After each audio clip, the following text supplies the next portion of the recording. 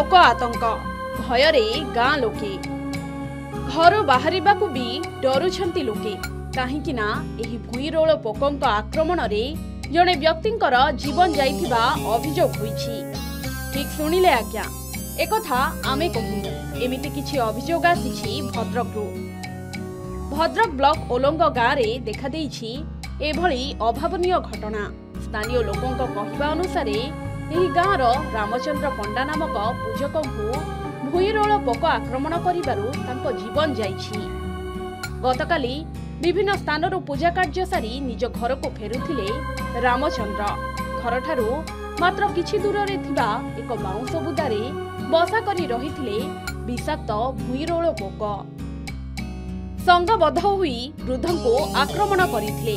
वृद्ध जनक गुरुतर हेबारु तांको बरपदा स्वास्थ्य केन्द्र रे चिकित्सा पई भर्ती करा जाइथिला। परे सुस्थ होई घर को आसीथिले रामचंद्र। हेले घरे पहुंचीबा परे अधिक जंत्रणा सहित तांकर बांती होइथिला। तेणु पुणी तांको तुरंत भद्रक जिला मुख्य चिकित्सालय को निया जाउथिबा बेले बाटरे तांकर मृत्यु होइथिला बोली परिवार लोके कहिसंती। एही घटना जणा पड़िबा परे गाँ रे भयर वातावरण सृष्टि होइछि। सेही रास्ता देई आउ केही जिबा आसिबा करुनाहांती। आम उच्च अधिकारी निर्देशक में आमे ओलंग स्थित रामचंद्र पंडा घर पाखु आसलु। सेठी देखिलु जे भुईरोल कामुड़ारे तांकर देहांत होइछि। एहा परे आमे भुईरोल थिबा स्थान को जाइथिलु।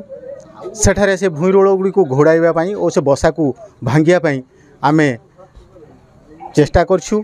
आउ सेटा मध्य आज भंगा जीव। से काली तांकर नीतिदिनिया पूजा कार्यक्रम सारी घर को फेरुला बेले तांको घर ठारू किछि पाद आगरू एक बाउंस बुदारे किछि भुईरोल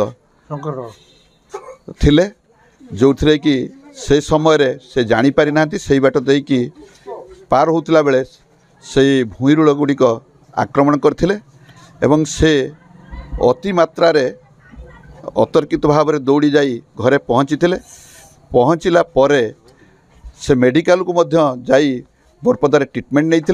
ट्रिटमेंट नेला परे घर को पुणी थरे फेरी बहुत किछि कष्ट पाइथिले। मु पुणी थरे संध्यारे तांको भेटिथिली।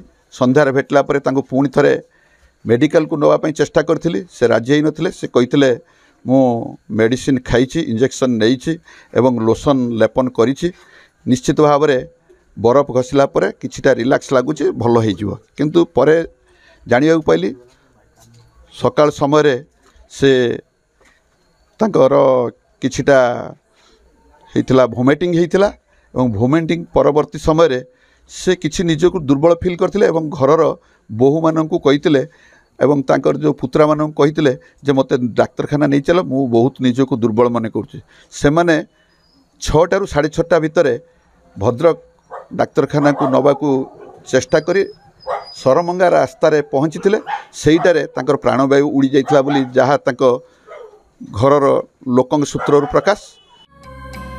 ए संपर्क रे वन विभाग को खबर दिया जाइथिला। वन विभाग अधिकारी और कर्मचारी माने पहुंची भुईरोल बसा को भांगी पोक गुड़ी को घोड़ाई देइछंती। लोकों को सतर्क मध्य करा जाइछि। तेबे चिंता एबे मृतक रामचंद्र पंडा परिवार पाई।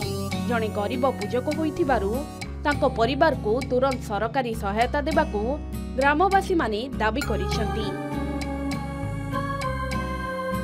भद्रकरू नरेंद्र कुमार सामल रिपोर्ट के न्यूज ओडिशा।